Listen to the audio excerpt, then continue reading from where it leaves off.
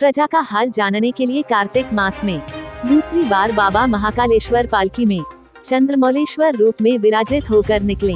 प्रतिवर्ष अनुसार इस वर्ष भी कार्तिक मास में बाबा महाकालेश्वर की परंपरागत रूप से सवारी निकाली जा रही है, जिसमें बाबा महाकालेश्वर अपनी प्रजा का हाल जानने के लिए नगर भ्रमण पर निकल रहे हैं।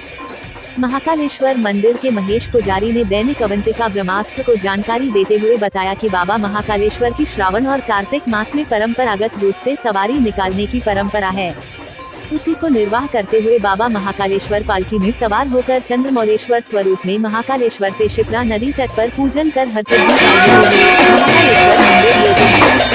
सवारी आज दूसरी निकलने वाली, किस प्रकार का पूरा स्वरूप रहेगा और किस प्रकार की वो रहती है? देखिए, महाकालेश्वर मंदिर की एक परंपरा है और परंपरा अनुसार श्रावण मास और कार्तिक मास में भगवान महाकालेश्वर नगर में भ्रमण पे निकलते हैं। आज कार्तिक मास की दूसरी सवारी है और केवल इसमें भगवान राजाधिराज महाकाल पालकी में विराजित होकर शिप्रा नदी तक जाएंगे और शिप्रा नदी से होकर हरसिद्धि पाल से होते हुए वापस महाकाल मंदिर आ जाएगी सवारी। ये परंपरा है और चंद्रमौलेश्वर उसमें विराजित होते हैं। जय श्री।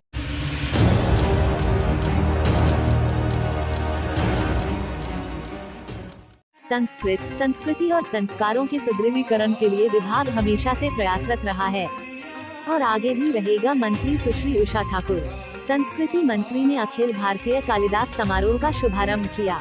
उज्जैन, सोमवार को देवोत्थान एकादशी के पर्व पर मध्य प्रदेश शासन की संस्कृति मंत्री सुश्री उषा ठाकुर ने कालिदास संस्कृत अकादमी में 7 दिवसीय अखिल भारतीय कालिदास समारोह का शुभारंभ किया।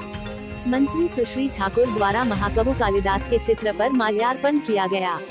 इसके पश्चात उन्होंने समारोह में कला प्रेमी जनता के लिए लगाई गई चित्रकला प्रदर्शनी और उसके ऑनलाइन सोशल मीडिया प्लेटफॉर्म का शुभारंभ किया।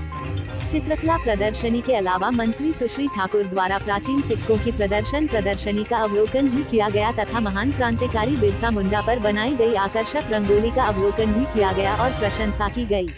पंडित सूर्यनारायण व्यास संकुल सभागृह में आयोजित कार्यक्रम में अतिथियों द्वारा महाकवि कालिदास और पंडित सूर्यनारायण व्यास के चित्र के समक्ष दीप प्रज्वलित कर कार्यक्रम का विधिवत शुभारंभ किया गया। इसके पश्चात शासकीय माधव संगीत महाविद्यालय के विद्यार्थियों द्वारा नांदी पाठ और मध्य प्रदेश गान का गायन भी किया गया। कार्यक्रम में अतिथियों द्वारा संस्कृत के कालिदास शोध पत्रिका दुर्वा, शोध पत्रिका कालिदास और चित्र प्रदर्शनी के कैटलॉग का विमोचन भी किया गया। कार्यक्रम में स्वागत भाषण संस्कृति विभाग के संचालक श्री आदित्य कुमार पांडे ने संस्कृत में दिया। कार्यक्रम के सारस्वत अतिथि स्वामी मधुसूदनाचार्य जी महाराज थे।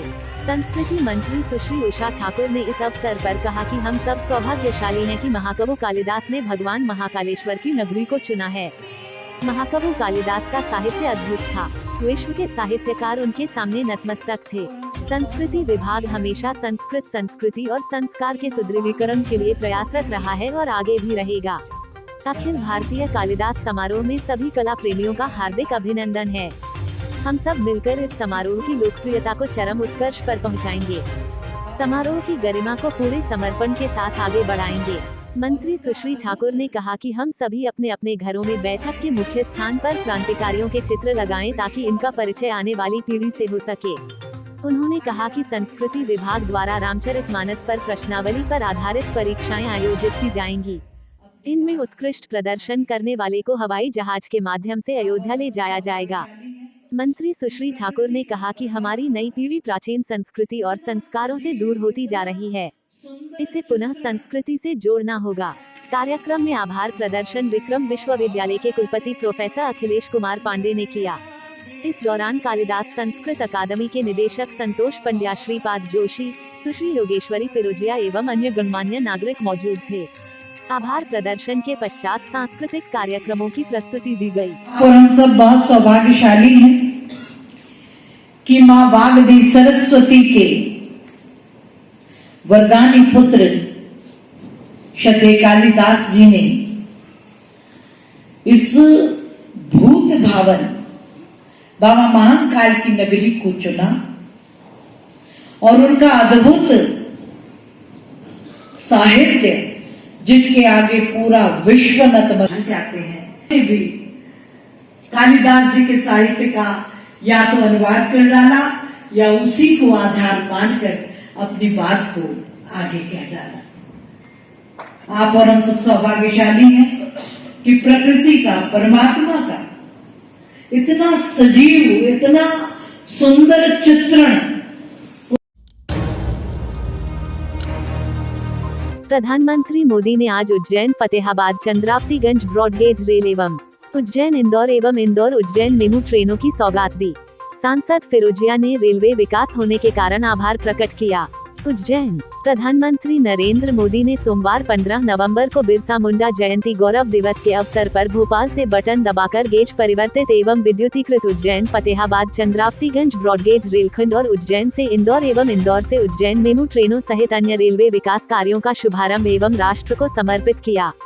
उन्होंने हरी झंडी दिखाकर उज्जैन से इंदौर ट्रेन को रवाना किया। इस अवसर पर उन्होंने कहा कि हमारा भविष्य इतना आधुनिक हो गया है। भोपाल का रेलवे स्टेशन का कायाकल्प ही नहीं हुआ है, अब इसका नाम रानी कमलापति रेलवे स्टेशन होने से और महत्व बढ़ गया है। भोपाल पुनर्विकसित वर्ल्ड क्लास रानी कमलापति रेलवे स्टेशन सहित भोपाल बरखेड़ा रेलखंड का तिहरीकरण, गेज परिवर्तित एवं विद्युतीकृत मथेला निमारखेड़ी ब्रॉडगेज रेलखंड और विद्युतीकरण गुना ग्वालियर रेलखंड को बटन दबाकर राष्ट्र को समर्पण किया।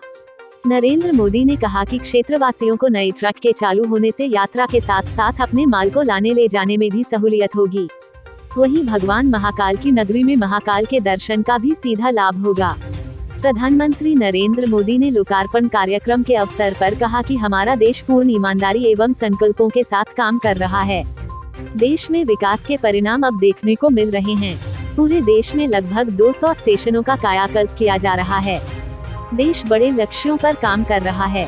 आजादी के अमृतकाल में देश के विकास को अभूतपूर्व गति मिल रही है। आम जनता के लिए सहज सरल हो, यह काम किए जा रहे हैं। रेलों के विस्तारीकरण होने से आमजन को अधिक लाभ होगा। इस अवसर पर मुख्यमंत्री शिवराज सिंह चौहान ने कहा कि world class railway station Bhopal को जो सौगात दी है और उसका नाम रानी कमलापति रेलवे स्टेशन रखा है। इस बड़ी सौगात के लिए देश के प्रधानमंत्री नरेंद्र मोदी का हृदय से अभिनंदन और स्वागत है। कार्यक्रम के पूर्व भोपाल में केंद्रीय रेल मंत्री अश्विनी वैष्णव ने स्वागत भाषण देते हुए कहा कि 21वीं शताब्दी में नई सोच और नए विकास के साथ हमारा देश बदलेगा। आत्मनिर्भर की परिकल्पना जो की है वह साकार होगी। देश में हर क्षेत्र में विकास के कार्य हो रहे हैं। देश के प्रधानमंत्री नरेंद्र मोदी के ओजस्वी नेतृत्व में दिनों दिन बेहतर विकास के कार्य हो रहे हैं। उज्जैन रेलवे स्टेशन के प्लेटफॉर्म नंबर 1 पर आयोजित सीधा प्रसारण कार्यक्रम के अंतर्गत सांसद श्री अनिल फिरोजिया ने कहा कि उज्जैन फतेहाबाद मीटर गेज वर्ष 2014 में बंद हो गई थी। तात्कालिक लोकसभा अध्यक्ष श्रीमती सुमित्रा महाजन, पूर्व सांसद डॉक्टर चिंतामणि मालवीय, डॉक्टर सत्यनारायण जटिया के प्रयास से उस समय मीटर गेज बंद होने पर ब्रॉड गेज चालू कराने का प्रयास किया था। उनके बाद मेरे द्वारा प्रयास कर उज्जैन फतेहाबाद चंद्रावतीगंज ब्रॉडगेज को प्रारंभ करवाया और आज शुभ अवसर आया जो देश के प्रधानमंत्री ने भोपाल के कार्यक्रम से हरी झंडी देखकर रेल को रवाना किया। रेलवे लाइन चालू होने से क्षेत्रवासियों को लाभ होगा। मीटर गेज के बंद होने से दूध, सब्जी आदि सामान इंदौर जा रहा था, अब नए ट्रैक के चालू होने से क्षेत्रवासी अपना सामान उज्जैन ला सकेंगे। जिस दिन सेंधवा की लाइन जुड़ जाएगी तब उज्जैन दक्षिण भारत की ट्रेनें से जुड़ जाएगा। शॉर्ट ट्रैक होने के कारण समय की बचत हुई है। आने वाले समय में और अधिक विकास होने के कारण मील का पत्थर साबित होगा। सांसद फिरोजिया ने कहा कि कड़छा से देवास का भी काम पूरा होगा। देश के प्रधानमंत्री श्री नरेंद्र मोदी ने उज्जैन के लिए 2 मेमू ट्रेन की सौगात दी है जो समय समय पर 2-2 फेरे लगाएगी और जिसका किराया भी कम होगा, जिससे क्षेत्रवासियों को लाभ होगा। नए ट्रैक के प्रारंभ होने से दिल्ली अप डाउन करने वाले लोगों को फायदा होगा। भविष्य में फतेहाबाद चंद्रावती जंक्शन का भी विस्तारीकरण किया जाएगा। भविष्य में उज्जैन झालावाड़ ट्रैक को भी जोड़े जाने का कार्य किया जाएगा। इसके प्रयास भी तेजी से हो रहे हैं। सड़कों एवं रेलवे ट्रैकों के जाल को बिछ जाने से उज्जैन का और अत्यधिक चहुमुखी विकास होगा। फिरोजिया ने कहा कि इंदौर से उज्जैन मेट्रो का भी प्रयास किया जाएगा। सांसद श्री फिरोजिया ने कहा कि गेज परिवर्तित एवं विद्युतीकृत उज्जैन फतेहाबाद चंद्रावतीगंज ब्रॉडगेज की दूरी 23 किलोमीटर है। इसकी लागत 190 करोड़ रुपए है। बंद हो गई थी उज्जैन फतेहाबाद, लेकिन माननीय हमारे यशस्वी प्रधानमंत्री नरेंद्र मोदी जी के निर्देश के कारण ये प्रारंभ हुई है और 250 करोड़ का इसका बजट है और ये ब्रॉड गेज में मिली है, जिससे उज्जैन इंदौर और रतलाम के ग्रामीण लोगों को इससे बहुत बड़ी सौगात मिलेगी और उज्जैन में आने वाले तीर्थयात्री दर्शनार्थियों को भी रिजनेबल रेट पे और कम समय में उज्जैन आने का और महाकाल को दर्शन करने का लाभ मिलेगा। ये शेरवा की जब ट्रेन से लाइन जुड़ जाएगी तो साउथ की जितनी भी ट्रेनें हैं वो बाया भोपाल और इटारसी होती हुई जाती हैं, वो सब इसी ट्रैक पे आ जाएंगी। ये भविष्य में आने वाले भविष्य में हम लोगों को बहुत बड़ी सौगात मिलेगी। आज आपने भी जो है ट्रेन में बैठे हैं, आप हरी झंडी दिखाई है, किस तरह से? झंडी माननीय प्रधानमंत्री जी द्वारा दिखाई गई है और मैं बोलता रहा हूँ कि माननीय प्रधानमंत्री और माननीय मुख्यमंत्री और रेल मंत्री का बहुत